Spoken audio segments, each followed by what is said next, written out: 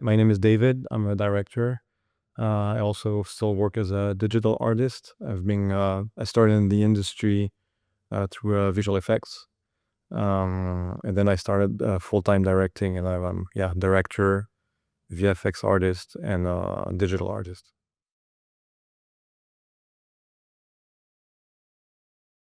I grew up in a artistic environment. My mom is a painter, artist, and my dad is an artist too. He's a pianist and composer. And they always took me to the movies, and I grew up like in a music studio and a painter's workshop. So that's probably where the inspiration, the creativity comes from. They will always take me to exhibitions, museums, concerts, movies. So I think that's where it all started.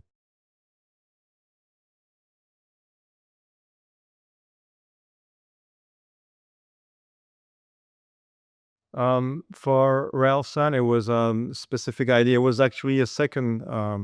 It wasn't supposed to be that one, and then we had no budget.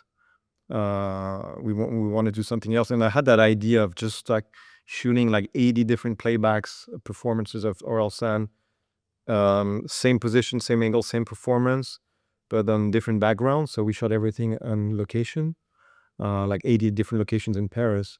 And the idea was just like to use every shot, every location is one frame of 25 frames per second.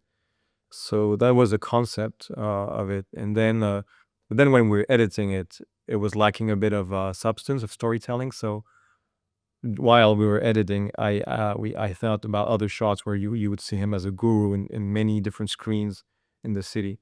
And and it was a lot of fun also, like just playing with tools you can have After Effects, stock shots, stock footage, and using that simple, very simple concept, which would more feature, I think, in like maybe an exhibition in a museum as an art piece rather than a typical music video. And for l'odeur de l'essence, the smell of gas, it was more about like doing something different, something new, and using virtual sets, but not as we trying to cheat that you're on a location somewhere, but to actually show that we're actually on a virtual set, but using the virtual set more like we could use in theater. You can see the behind the scenes, you see the equipment, the lighting, the setup, and just doing a pure like theatrical performance, um, and original, like something new I've never seen before. Um, and so I worked for 2 weeks. We had no time to prep. So for 2 weeks, I was just like searching for, digging into internet to find some cool backgrounds, stock shots, stock footage, also within the budget, and illustrate the lyrics somehow, with also the help of stunts and dancers, choreography. And yeah, I was more like an experiment. Like I'd say Raoul San and L'Odeur de l'Essence are very experimental, very different than I used to. Usually I direct more like narrative music videos or narrative stuff. And this time I'd say Raoul San and L'Odeur de l'Essence are more like contemporary experiments. Yeah, you would see in museums maybe. Yeah.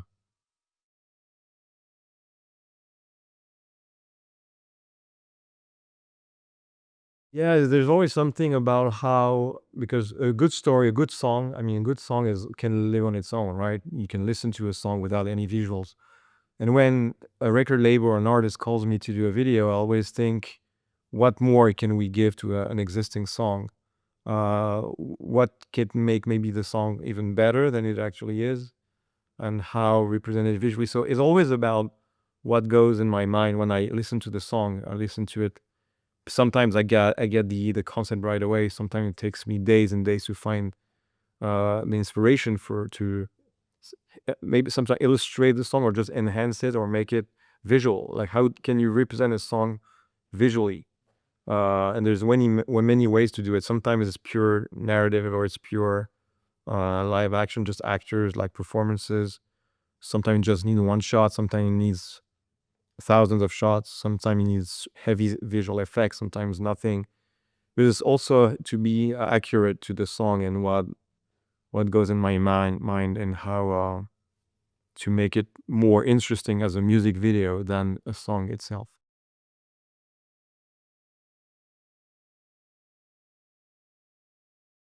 I always wanted to do a film, and music videos are just like part of the learning, I guess. I mean, like many examples of directors I admire. I grew up watching like Michel Gondry or David Fincher or Jonathan Glazer. They used to be music video directors, and I felt I was studying them when I was in my late teenage years, early, when I started in the business, working as a digital artist. So yeah, music videos were always part of the. To me, it was like learning, like university. So I wanted just to train myself and practice. I always thought music videos would be like training and learning and university. And but then I always wanted to do I always wanted to do films. That was like since I'm a kid, since I'm probably like 10, I was obsessed with filmmaking. And when I started doing films at 15, and when I was 15 in high school, that was also the goal, like to make movies one day. And Aurel San, he was also like, that's a passion we share, movies. And we did a music video in 2012 called Ils sont cool. And we started writing at that time a feature film about him trapped in an armor, and that's where it came from. It didn't go anywhere like that time. I don't think we were like ready. We didn't have the good plot, the good story to tell. We were still young, still learning also, and maybe I guess I needed to practice more on the music video and commercial side, and working also as a second unit director on feature films and other things. And then COVID happened, and I watched one morning I watched Totoro, Miyazaki's film, with my kid. He was 5 at the time, and I've never seen that film before. It was the first time I was watching Totoro, and it was like mind blowing. And like all of a sudden, I felt this is the dream. Like that life, that dad with his daughters in Japan, that setting, and since then I probably saw the movie like 40 times. And this is how, in my mind, the idea of the armor with Orel San and Totoro, like they merged together, and then ideas came up like very fluently. I mean, easily, and that's where the idea came from. And it was COVID time, and then a year after I watched it, I called Orel San and say, "Oh, okay, I have a pitch. I have an idea for a film with the armor," because the armor, we kept talking about the armor, we never got the story, and then I had the idea of the story, and that's where it started.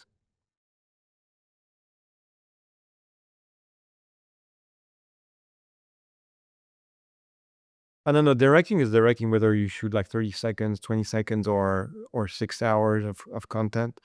I'd say, yeah, the difference is first, like, a music video is more like a sprint. You usually have like 2 weeks, a month, or 2 months maximum to work on a music video. And feature film is 4 years of work, like mostly 2 years of intense production. But it's more like a marathon, and you have to. Yeah, there's more sleepless nights, even less sleep, more stakes. Budget is higher, but in the end, it's a bit of the same thing. The difference, like on a feature film, of course, you focus on characters, storytelling, script. These are even more essentials than on a 3-minute music video, of course. So you have to focus on the story, but on the other side, on that film, you're right. I didn't censor. I didn't stop myself with ideas. I was like trying to give me as much freedom as I have on a music video to do something new, something different in the French cinematic landscape. It's just like, yeah, it's just like more and more sacrifices, more yeah, it's more sleepless nights, more yeah, it's a 4-year experience, so it's a long path to get to the end. Yeah. The other difference is when you work on a music video, you work on an existing material, you work from a song, right? And this time it was different because we just had an idea. There was no song that we could there was no main pattern. There was just a script, and then everything's possible from there.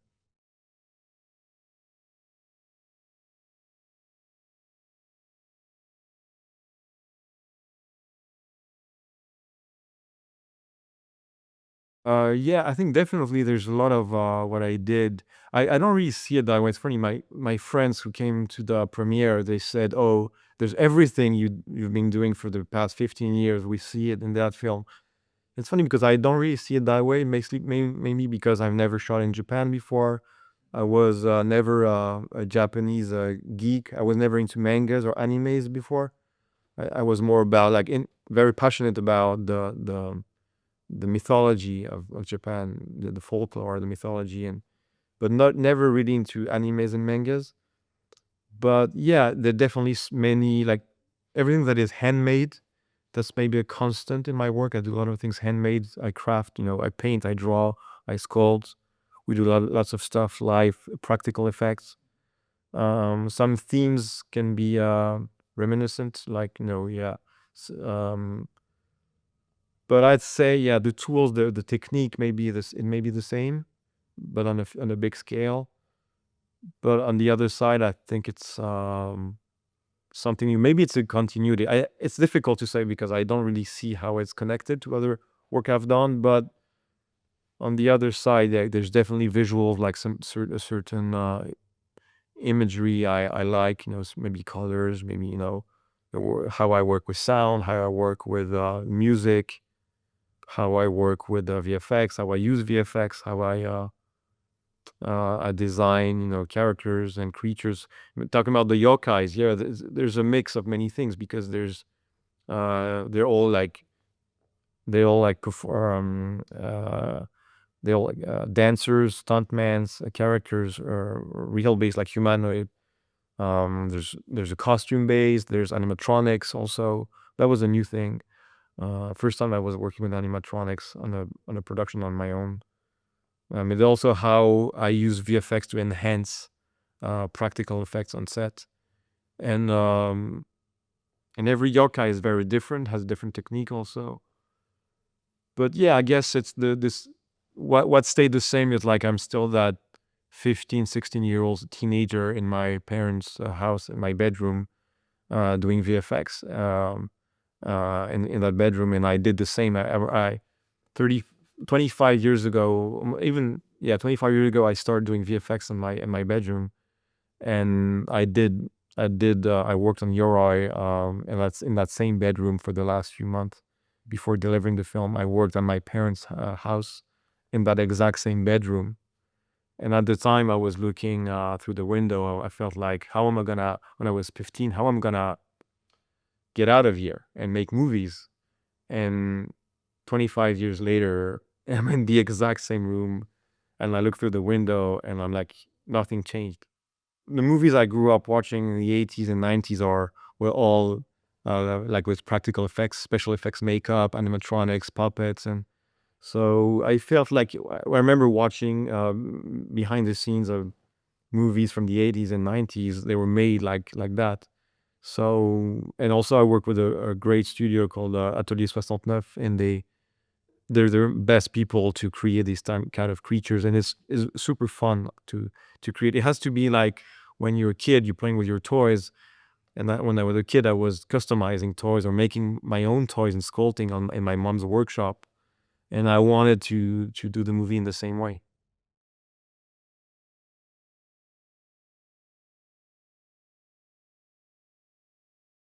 It always has to never be like just for the pleasure of aesthetics. It has to it's always script based. Like every you have a script how I'm gonna make it. So can we make it live? Can we or can we make it like for real? Or we can we shoot in the live location? Can we create a character? How can we create it? Always come from the script and how it's the how in the best way we use VFX based on the script and never just like for fun or just for blowing people's mind. And always think how and also try to because it's difficult nowadays. Everything's possible. It's unlimited, and we have astonishing visuals everywhere in big movies now. But maybe there's less surprises because everything's possible now. So maybe in the audience mind, because everything's possible, nothing's impressive again. So I'm looking to see what's the most original way to create an aesthetic or create a scene, create like an emotion or a good emotion, a bad emotion, and something original visually, something I've never seen before, maybe, or maybe something just for pure fun. But yeah, I think it's important to not overload now because now you have movies. There's like too many VFX, right? And we have an overdose of that. So it's important to use VFX also in an economic fashion, in a good way, not show too much.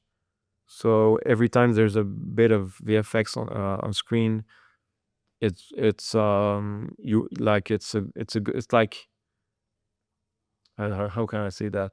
It's like every time you don't put too much VFX in your film, but every time there's one, you highlight it. So and you don't overload, you don't overdose the audience with VFX.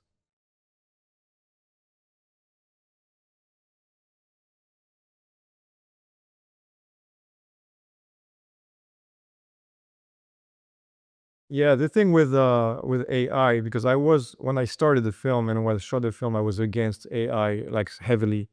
I was really against it, and even like production designers, crew, they come with the visuals or posters and stuff like using AI. No, no, no, I don't want any AI in my film, especially because also I'm also an illustrator. I support illustrators, so in terms of illustration and artworks, I'm really against AI. I don't like how it's replacing humans and artists now. And every visual you see painted or drawn on the film or handmade.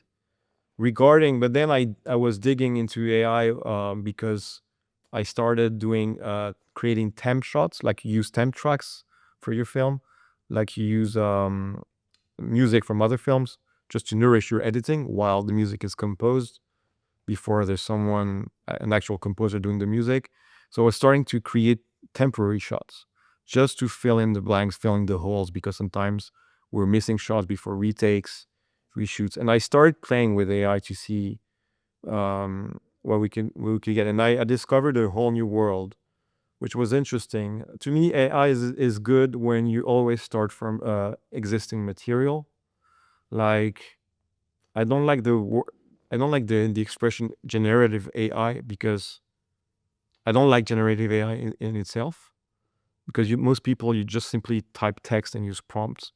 But everything, I think it's interesting when you use it with an existing base, like with existing creatures, material, textures, um, and how you can make it better than when you get live. Like for instance, there's many. There's a special effects team on set. They're in charge of like explosions or fluids and stuff like that. And many times it's too dangerous, or many times it requires many resets, which basically instead of being able to do 20 shots a day, you can only afford 3 shots on one day on a very expensive production, right? One day costs a lot of money, so you can't shoot three shots and reset for 1 hour each time. So that's where you can also use AI for better results, or for it's basically the same thing. You never get the first one right? You explore, and AI is behaving a bit like a child, or like a dog you're trying to tame, right, to get results, and you don't get it right away.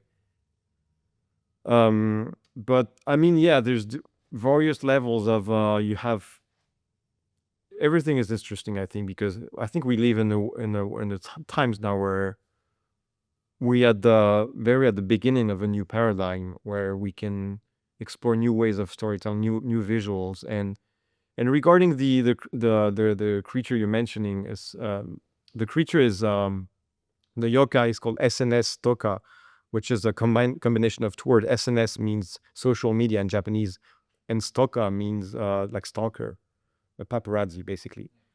And that character, I always felt, so we had an existing suit. We had the suit with the colors of Instagram, another suit colors of Twitter, X, sorry, and we had like LED wires and many things like that. Most of the time, the we had 4 different suits, and all of them broke like quickly because and the the electricity wasn't working anymore, the lights, and we had many issues with that suit.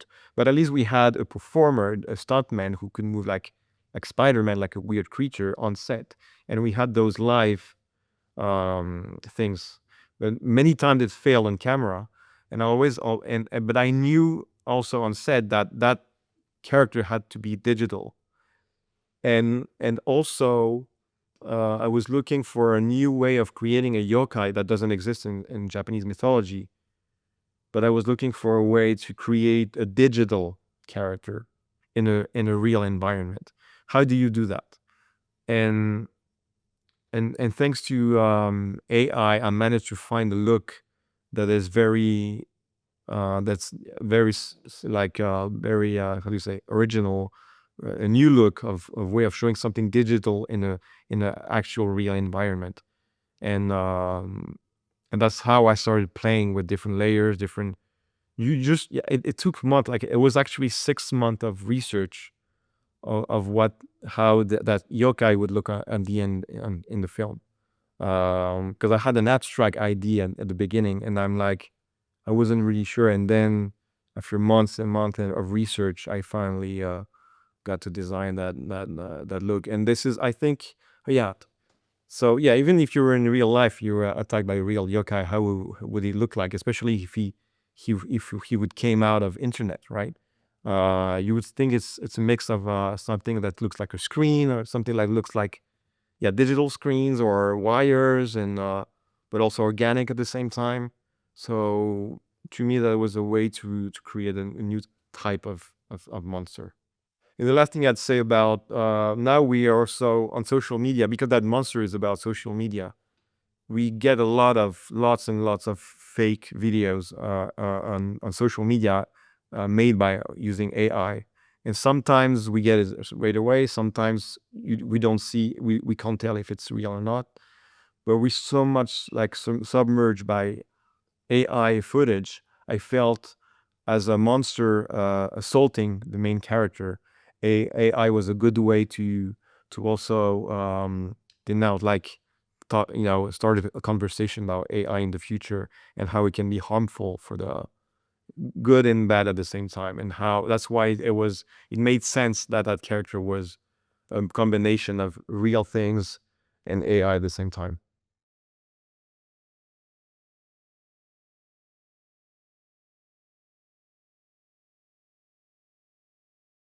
Well, it depends on the title sequence. For OSS, for instance, it was very similar because it was we had 1 day of shoot, so we shot on 35 millimeter with the cast and models and different objects. So it felt like a music video set, but with cinema equipment, old fashioned, 35 millimeter. And then it was more longer because I think it was on a period of 6 months. I worked on the title sequence, and sometimes it's just pure visuals. But I'd say it's close to music videos yet when you actually able to shoot. I did another one for Amazon series called Alphonse. We had 2 days of shoot, but it was mostly like close-ups. It was like nature morte. Um, but I don't know. It's more. I'd say main title sequence are more intimate because usually I craft them on my own. Sometimes I work with a team, but most of the time I do them myself.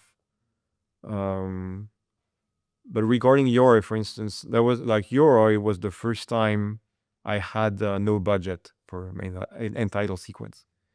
I had no budget. Usually I have a budget, and this time I had none. But I feel that's my first feature film, and I cannot do a film without a title sequence. So and we had, so this one was great because I had a great song of Orelsan featuring half of the Daft Punk, Thomas Bangalter, and they did an amazing track. And I told them, do it, please do me a hit. Please create a hit. We need a hit for the entire sequence. And also because I wanted to have fun creating cool visuals for that song. So I had ideas in my mind for years for that entire sequence, but then I had the song. So I had to adapt my ideas to the song and also what the song inspired me visually for the end credits.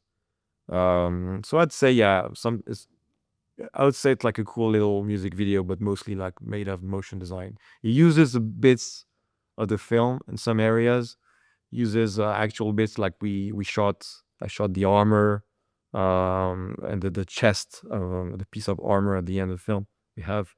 So yeah, it felt like a music video, but with cool titled design. I'm also obsessed with font types. So, but also in the other, what I like creating with that was like many things were handcrafted. Like I painted every title, every credit was painted by hand with a brush and acrylics.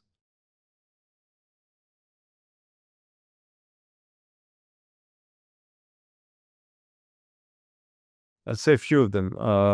I think The Gates of Hell by Auguste Rodin and Camille Claudel are definitely it's probably the most beautiful piece of art that ever existed. And just like I used to when I lived in Paris, I used to go to the Rodin Museum and sit in the garden and just watch the Gates of Hell as if I was watching a film. Or you can just contemplate it and sit and be mesmerized by the beauty because of how it moves. I mean the horror in it and the beauty in it. I think so. Yeah, the Gates of Hell definitely.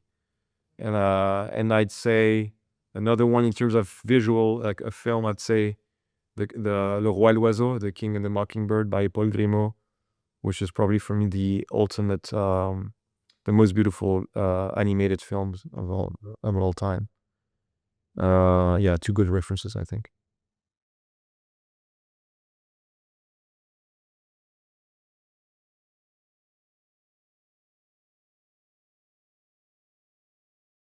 Well, I had the chance to work with people I admired before I started getting to know them, like Gaspar Noé. I watched Irreversible when I was graduating from high school. And a few months later, I had the chance to work with him on commercials and other stuff.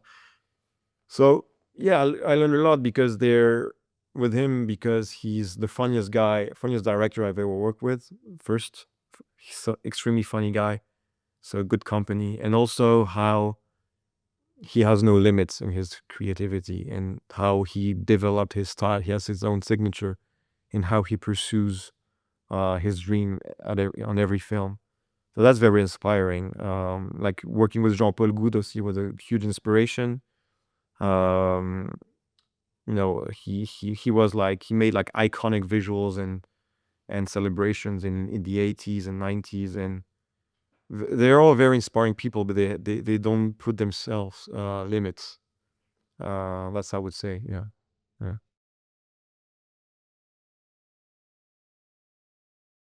Yeah, so I have few pitches I'm working on developing for another feature film. I'm definitely want to go back to Japan and shoot another film there. There was a great experience. I want to do that. Yeah, I started also getting very interested and passionate about immersive experiences. Like ever since I've seen The Burned City in London by Punch Drunk, I felt there's new ways of storytelling and emotions and how you can create a feature film that lie with performers, actors, and recreate the emotion of the motion picture experience, but in another way. So immersive experience is definitely something I'd love to explore, and I'll keep exploring. I'll keep just doodling, sketching, and doing creating visuals on my computer using After Effects, Photoshop, pencil, pen, and paper. That's something I always do um, to just to play with the new tools. Every week there's a new tool and a new update. So I think we have to live within our times and to evolve into our new thing. It also always it's important to have fun in everything. So I like I did a 12 million feature film. And on the other side, I love creating like home videos, home movies with my kids. So sometimes what we do, we shoot a little short film during the day, then I edit it the next day, and then we watch it as a family. And but I do the VFX on them sometimes, but I do them in the exact same way I do a big feature film because there's a quote that says, "The way you do anything is the way you do everything," right? Or is it the opposite? But that's the same. Small scale home video with family and kids or big budget film is the same thing.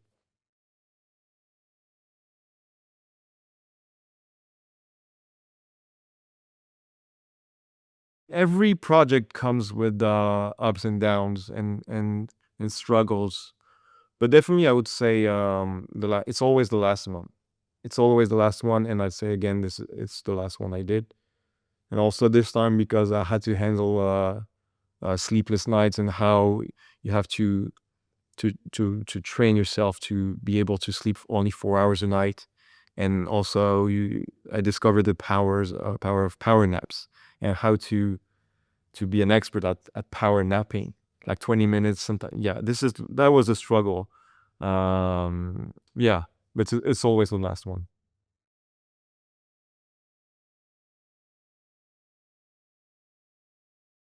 Yeah, there's a big difference. I mean, Japan, it's a different culture. Everything is about how they never want to disappoint. I think it's in their education, the culture to never want to disappoint. Also, how they take their time. When you buy a gift at the shop and the time they take to wrap it perfectly. And when you buy it, you don't even want to open it because it's so perfectly crafted. And the way on prep, I was impressed how they would never sleep. We were in France prepping before flying to Japan, and they would send emails, and they would be like nighttime for them. When be 4 in the morning, they would respond to our emails straight away, and very committed, very respectful. We did a ceremony before the shoot started with a priest at a shrine. There was a shrine at the studios. There was a priest, and we had to do a ceremony. Like we had to clap and bow, and so that's the thing they do before every film to get rid of demons and ghosts to protect the filming. So I was very moved by that. I was very moved by the how committed the crew was, how respectful. Um, and also, in Japan, when after that ceremony, they give you a title. And then it's called a kantoku, which means director. But then the crew members called you kantoku, and I think it's very. I mean, I like how traditions can be the respect of traditions in filmmaking, and how, yeah, passionate and how devoted they are in the film, and very very professional. And so there was a lot to learn from Japanese crew. Yeah, definitely.